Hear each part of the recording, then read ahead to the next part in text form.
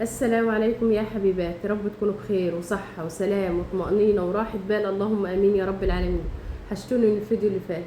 صباحكم هنا، صباحكم سكر، صباحكم مليان ذكر وخير وبركة ورحمة ومن عند الرحمن يا رب العالمين. النهارده بقى هبدأ معاكم يومي كده، وبشكركم الأول كده على الفيديو اللي فات. ما أنا افتكرتكم نسيتوني، في ناس حبايبي لسه فاكريني. حشتوني والله العظيم، واخواتي اللي لسه ما شافوش الفيديو اللي اكيد قالوا ده ايمان خلاص بقى على كده، بس يعني سامحوني معلش. النهارده هعمل غدا حله واحده، وانا بعمل غدا عايزه اتكلم معاكم في حاجه مهمه جدا، والحاجه دي هقعد اقول لكم فيها مره واثنين وثلاثه وعشرة، اللي هو لحد بصوا لحد بصوا يا اما اموت يا اما القناه تتقفل. كل ما اشوف حد هقابله هقول له على تجربتي، كل ما اشوف حد لازم اقول له ايه اللي حصل معايا، لازم اعرفه انا. وكان يعني اللي حصل مع ايمان، مش مثلا بحكي لكم تجربه حد او بحكي حاجه، لا.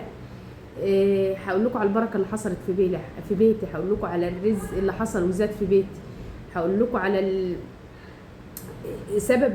الحمد لله اللهم لك الحمد، احنا 7 افراد في البيت. انا كنت الاول يا بنات بجيب اللي هو الفرختين واشيل منهم ورك او صدر، كل واحد كان بياخد ربع. كنت ولادي كانوا صغيرين عن كده، بس سبحان الله كان لازم كل واحد احط له الربع بتاعه.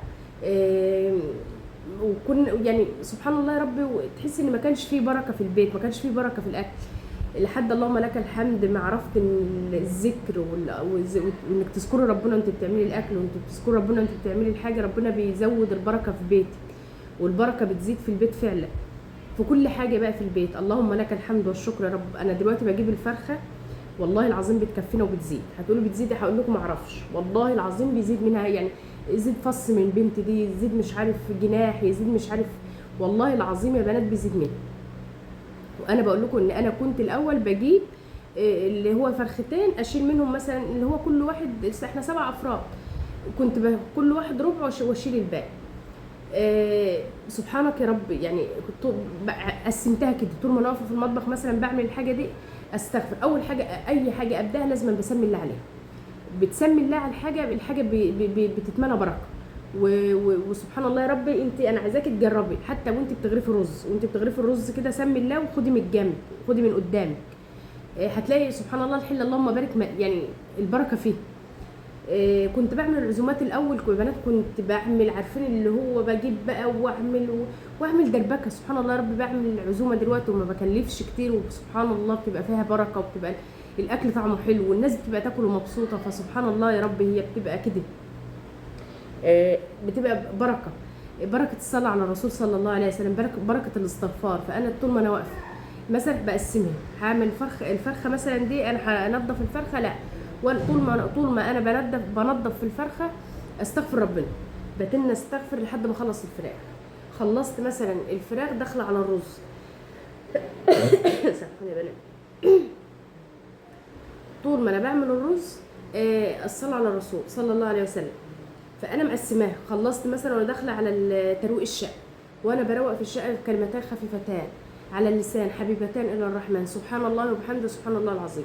طول ما انا بروق في الشقه شغاله كده، سبحان الله وبحمده سبحان الله العظيم، سبحان الله وبحمده سبحان الله. بتحس ان قلبك مرطب، بتحس ان الدنيا بحالها مرطبه، بتحس ان انت عايشه في دنيا تانية، بتحس ان انت طالعه من الهم والقرف بتاع الدنيا بتحس ان انت عارفين شايفين الحر اللي احنا فيه. والله العظيم يا بنت، انا مطبخي نار، كلمه نار ده شويه عليه. سبحانك يا ربي، ببقى واقفه في المطبخ كده استغفار والصلاه على الرسول، بحس ان انا عارفين ايوه، انا حاسه بالحر، بس مش بس حاسه ان انا بنطلع نروح مود تاني، بنروح الدنيا تانية، تحس ان دماغي راحت في مكان تاني، بحس ان انا خلاص اللي هو ربنا واخدني حته تانية. لا حول ولا قوه الا بالله، لا حول ولا قوه الا بالله، دي ليها معنى تاني، ليها حاجه تانية، اللي هو حاجه مش قادره اعملها. عارفين، عايزه احكي لكم على حاجه دي بقى بجد، وحصلت يعني دي حصلت قدام الشهر ده. انا بناتي الاثنين زي ما قلت كانوا تعبانين، فكانت بتيجي ممرضه بتركب لهم الكانولا وتعمل لهم اختبار المضاد ده كل يوم، اختبار ابره المضاد الحيوي، وتديهم فكنت بجيب ممرضه عشان ما كانش ينفع اخدهم كل يوم للمستشفى، عشان كان يعني ايه بقى بهدلهم وعمليات وكده. فالممرضه دي عندها بتاع 34 سنه 33 سنه كده، هي ما اتجوزتش. فاللهم بارك وجميل. فاما قعدت بقى اتكلم معاها، انا جات لي فتره يعني كانت بتجيلي كل يوم، قعدت فتره تجيلي كل يوم. ف بنوتي انا الكبيره ما بتستحملش الدواء، الدواء وهو ماشي في العروق مش بتستحمله، تقعد تعيط ومش عارفه ايه. اول يوم ما قالتلهاش حاجه، تاني يوم قالت لها طب بص انا عايزه اقول لك على حاجه، طول ما انا شغاله انت قولي لا حول ولا قوه الا بالله. فبنوتي ايه ضحكت كده قالت لها زي ما بقول لك، بس طول ما انت شغاله قولي لا حول ولا قوه الا بالله. فانا بنتي طول ما الممرضه كانت بتديها ايه الابره المضاد على فتره، يعني على 5 دقائق او 3 دقائق 4 دقائق كده، بحيث ايه ما تبقاش غلط على القلب يعني.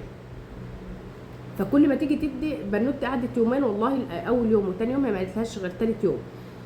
اقول لكم اقسم بالله انا بنتي كانت بتعيط من الابر حرفيا حرفيا، وسويت بقى وسيبي ودراعي نمل ومش عارفه ايه، وبنت كبيره ده كليه. بعد ما قالت لها كده، انا بنتي كانت تاخد تقول لها انا مش حاسه، يعني تقول لها انا مش حاسه بالوجع، غير بنتي كل ما بتديها لا حول ولا قوه الا بالله، لا حول ولا قوه الا بالله. قالت لها على قعدت بقى تقول لها على الاستغفار وعلى الحاجات دي، انا بقيت قاعده مبسوطه بيها. فبقول لها انت ما شاء الله جميله، يعني ما اتجوزتيش ليه يعني لحد دلوقتي؟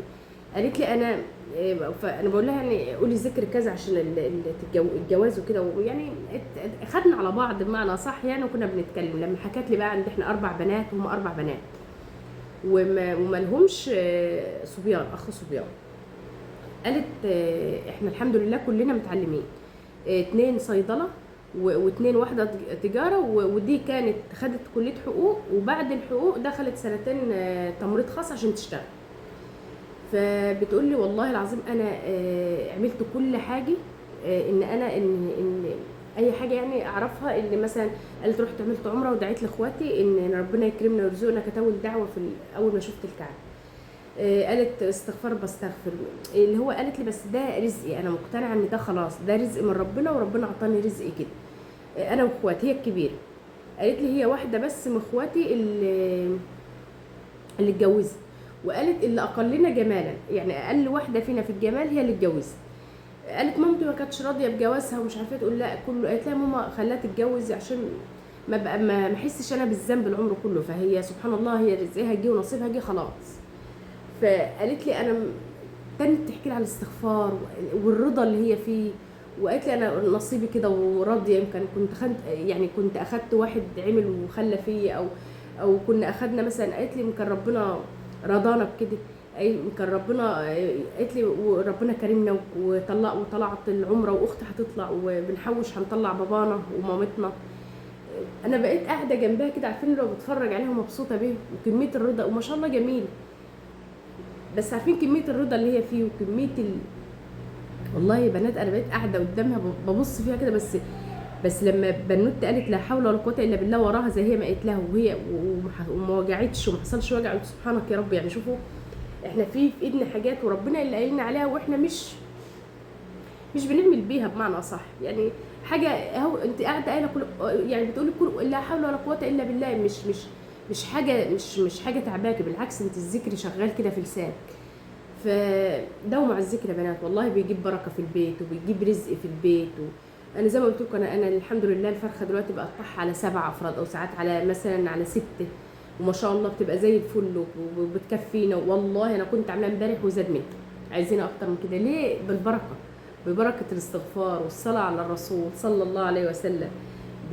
جربوه، الناس اللي رزقها ضيق جربي، ما بقولكيش جربوا وانت مش واثقه، لا اعملي كده وانت واثقه، وانت واثقه في ربنا، واثقه واثقه في اللي قاله الرسول صلى الله عليه وسلم، واثقه في يعني ربنا قال ايه، واستغفروا ربكم انه كان غفارا يرسل السماء عليكم مدرارا ويمددكم باموال وبنين. يعني ربنا هيمدك بمال وبنين، ويجعل لكم جنات ويجعل لكم انهار. يعني ده ايه قرانيه، يعني احنا مش بنقول حاجه مثلا ان احنا بنصطنع، او لا، انت اعملي كده وانت واثقه ان اللي انا بنعمله ده، او الذكر اللي انا بنقوله ده هيعمل لي كذا. يعني خليكي مثلا انا ماسكه ذكر الاستغفار وانا بنعمل اكل في المطبخ، طول ما انا في المطبخ نستغفر، شوفي الاكل هيبقى ازاي وشوفي البركه هتبقى ازاي.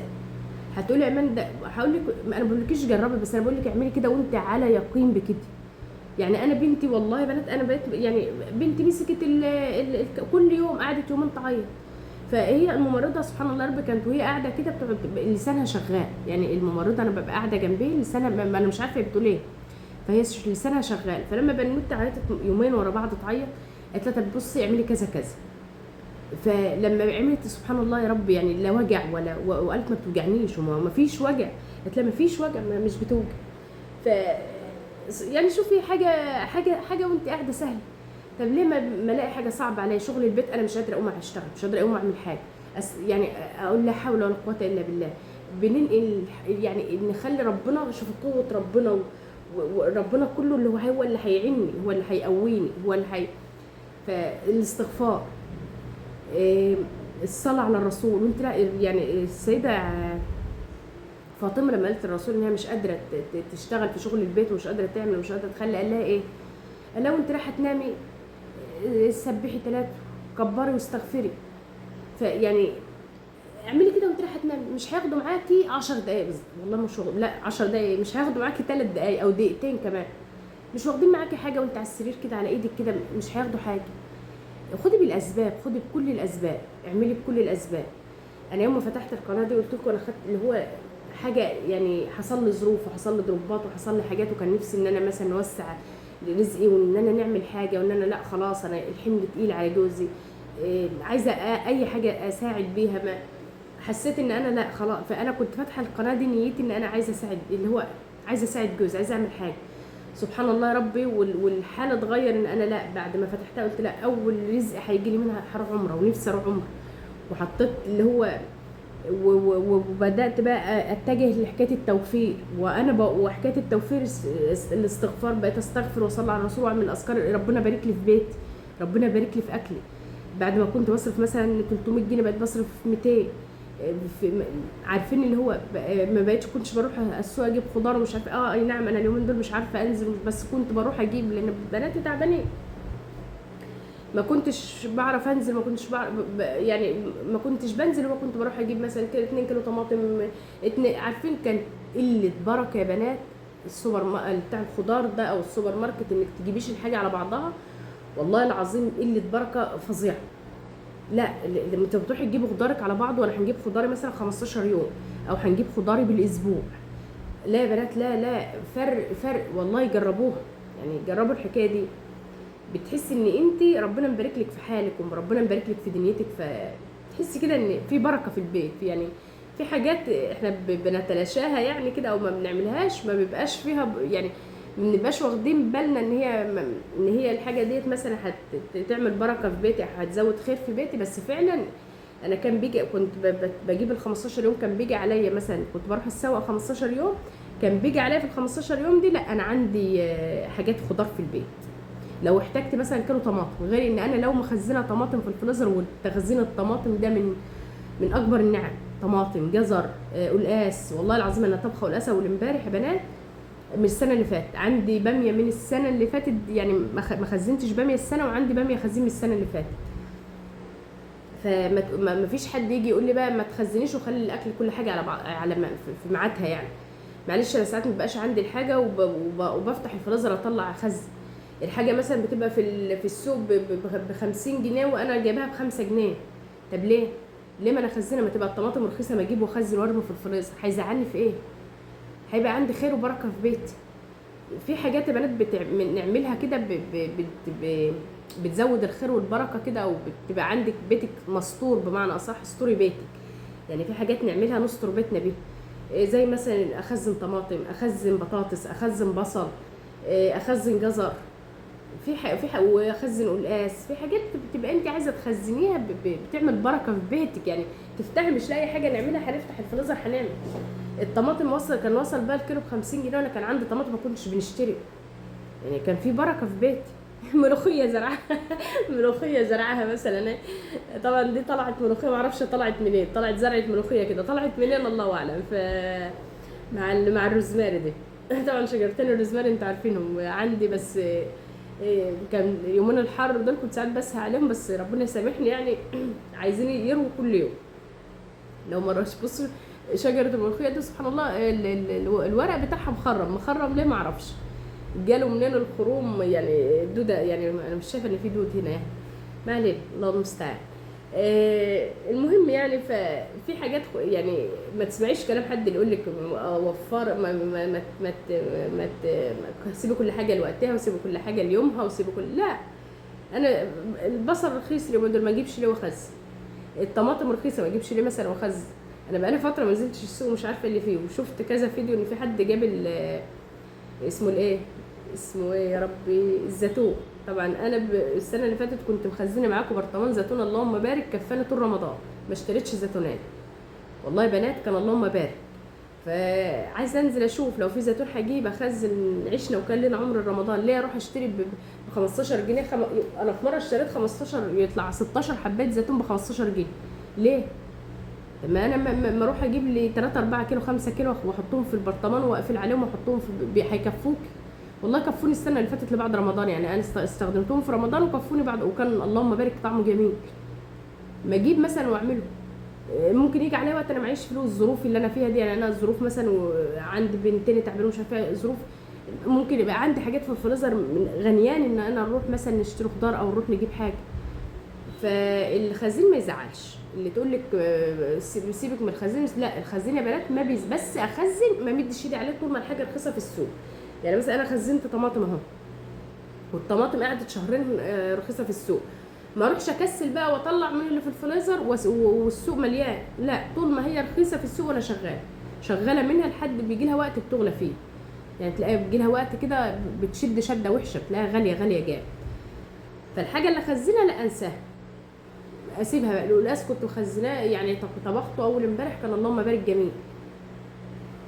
فالحاجه اللي اخزنها اشيلها، يعني اسيبها واوفرها بقى خلاص على جنب. دي برضو يعني الحاجه اللي بتسترنا في بيتنا. شوف بقى الاكل، شويه الرز دول كانوا اللهم بارك زي العسل، بس الرز البسمتي عيبه غالي شويه. في رز انواع بصراحه، يعني في رز انا بجيب رز كان الكيلو ب50 ما كانش طعمه حلو.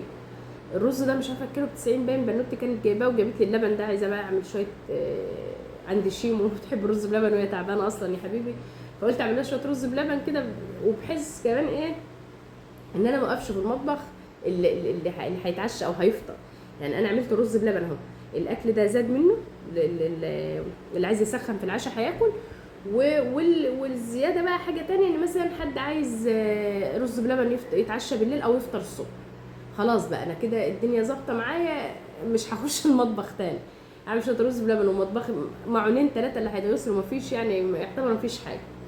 اخدت بقى كوبايه رز كده، اللي هي كوبايه، عارفين كوبايه الشرمج بتاع الشاي، اخدته ده رز، غسلته وحطيته، وحطيت عليه 3 كوبايات ميه، يعني كوبايه الرز حط عليها 3 ميه، الكوبايه دي انت معايره بيها بقى، حط 3 ونص، يعني اهم حاجه الرز يدوب في الميه، دوبيه في الميه الاول عشان ما ياخدش منك كميه لبن ياما، وهو اصلا تحس انه ما بيطيبش في اللبن. حطيت بقى ذره سنه الملح دي عشان بتظبط الطعم، يعني بتعادل الطعم بتاع الرز مع ما يبقاش عادب جامد يعني. بحطه بقى على النار واسيبه كده، اول ما احس ان هو غلى كده خلاص، اوطي عليه بقى، يعني هو بيغلي كده وتشرب نص تشربه، اغطي عليه، اوطي عليه اوطي عليه بقى واسيبه لحد ما يستوي. بصوا هنا خلاص بقى كده كده كان السنه، كنت سهيت عليه 5 دقايق، مش عارفه كنت رحت فين او طلعت بره المطبخ، يعني مش عارفه كنت رحت فين. هنا بقى خلاص اللهم بارك استوى والله يا بنات، يعني انا حطيت له معلقه نشا واحده، وحطيت له علبه اللبن دي، ما حطيتش لا قشطه، ما كانش عندي قشطه، ما كانش عندي لبن اللي هو اللبن الجاموسي اللي هو بتاعنا اللي بخير، وده ما كانش فيه، فحطيت لها لبن علبه اللبن دي، وحطيت عليها شويه، يعني مصمصتها وحطيت عليها كمان شويه ميه، يعني حوالي كوبايه ميه كده، مصمصت الازازه وحطيتها، ولا اله الا الله. وحطيت بقى كوبايه قد مثلا حطيت كوبايه اهو شويه الميه اللي زادت، كوبايه الرز حط قصادها كوبايه ميه، كوبايه سكر، يعني كوبايه الرز قصادها كوبايه سكر، نفس بدل ما تحط بقى بيبقى مظبوط وما شاء الله، بيبقى طعمه اللهم بارك، اللي بيحبه مسكر اللي بيحبه عادب لا تقللي شويه. فبس انت يعني اريح لك يعني حط كوبايه الا معلقه، بحيث ان انت لو عايزه تظبطي اول ما بيغلي بقى كده تكوني رايحه جايه معاه، اوطي سنه، ما هوتش خالص بس بوطي سنه، اسيبه بقى حبه كده حوالي ربع ساعه كده على النار، وبعدين بحط معلقه، انا حطيت معلقه نشا واحده، ما كترتش نشا عشان لما بتحط في التلاجة ما يبقاش ماسك في بعضه ومكربص كده في بعضه. فحطيت معلقه نشا وشويه الميه دول وقلبتها تقلبتين، وخلاص بقى ايه يعني ايه، حطيت قبل ما اطفي او خلاص حطف كده، حطيت الفانيليا، في ناس بتحط فانيليا سايله، مش بحبها، بحس ان الفانيليا السايله دي بتدي طعم. انا جبتها مره واحده الفانيليا السايله دي يا بنات، مش عارفه كنت بعمل بيها ايه، بس بحس انها غريبه، طعمها غريب، فانا معتمده الفانيليا دي. طبعا كل واحد حسب اكله ذوق، يعني كل واحد ليه ذوق، واحنا مش بنعلمه بعض. والله العظيم انا بفتح الكاميرا كده مش بعلمكم او تعلموني، اللي هو ايه، بنتساهر مع بعض، بنفكر بعض بذكر، بنفكر بعض بحاجه، بنعين بعض على اي حاجه كان. إيه، بحس ان انا بكلم اخواتي، انا زي ما قلت لكم ما عنديش اخوات بنات، بحس ان انا بكلم اخواتي. بس طبعا ربنا يبارك لي في بناتي، يا رب يا رب يبارك لي فيهم، وما اشوفش فيهم حاجه وحشه، ويفرح قلوبكم ببناتكم وولادكم يا رب، ويفرح قلوب بناتي وولادي يا رب. ويخليهم لينا، اللهم امين. هنا بقى غرفته كده، وبعد ما غرفته سبته على الرخامه حوالي ربع ساعه كده برد. طبعا المطبخ نظيف، مفيش دبان مفيش حاجه، سيبيه ربع ساعه. اول ما برد حطيته في التلاجة. والله بنات لا غطيت وشه، جيت اجيب ستريتش راب عشان اغطي وشه عشان يكشكش كده، ما لقيتش. ده كده كان على ما اتذكر تاني الصبح او بالليل، والله ما فاكره، بيتهيألي بالليل. اللهم بارك على طعمه، وشه كشكش من غير ما اغطيه. جيت اجيب ستريتش راب اغطيه ما لقيتش، فخلاص حطيته. لو عايزينه كشكش اكتر كمان حط ستريتش راب او غطيه باي حاجه يعني. بس هو كده والله عامل كرمشه اهوت من غير لا ستريتش راب ولا حاجه، وكان طعمه اللهم بارك. هي كان في علبه جيلاتي في التلاجة، المفروض يعني تحطي جيلاتي بالحليب بس ما لقيتش شغال، حطيت الشوكولاته كان طعمها جميل. وعملت واحده كمان بقى، لو عندك مكسرات، طبعا مفيش مكسرات حطيت سوداني عادي يعني، ما هو السوداني تبع فصيله المكسرات. حطيت شويه جوز الهند كده، حطيت شويه سوداني، لو بتحبي تاكلي كده اللهم بارك كان تحفه. وبألف هنا، متنسوش بقى تدعموني بلايك يا بنات واشتراك في القناه، واستنوا ان شاء الله ربنا يسهل الحال، وانزل بالفيديو الجاي باذن واحد جل على من هنا الفيديو الجاي. هتوحشوني، ومع السلامه.